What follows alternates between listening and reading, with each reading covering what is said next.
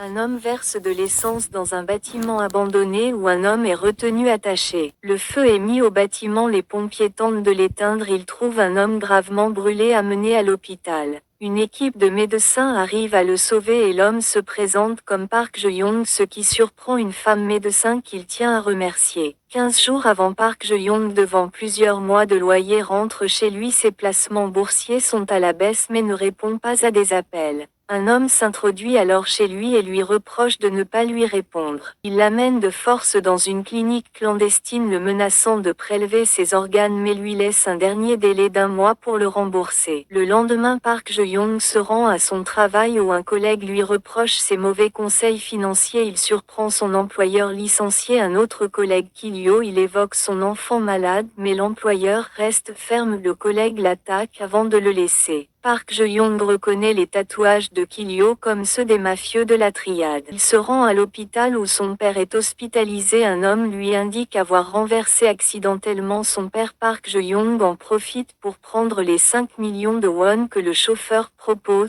comme arrangement contre l'abandon des poursuites pour l'accident. Park Je-young ne donne que 3 millions à son père qui s'est réveillé mais refuse de dépanner son fils. Une femme de l'église lui rend visite, ce qui contrarie son fils. Park Je-young prétend que le chauffeur était alcoolisé pour le menacer et lui réclamer encore 3 millions de won. Il se rend ensuite chez son père pour lui récupérer des affaires. Il trouve une montre et de l'argent liquide qu'il prend mais également des contrats d'assurance d'un montant de 500 millions de won en cas d'accident de son père, ce qui pourrait résoudre ses problèmes d'argent. Un groupe de lycéens lui demande des cigarettes mais il les repousse. Ils reviennent l'attaquer violemment, volant ses affaires et le laissant blessé dans la rue. Il se réveille à l'hôpital. Son père reproche à la police l'attaque sur son fils. Park Je-young décide de sortir malgré ses blessures et prétend ne pas se souvenir des agresseurs. Park Je-young demande à un collègue de trouver l'adresse de son collègue licencié Kilyo. Il s'agit d'une casse automobile. Park Je-young lui propose une mission contre 60 millions de won.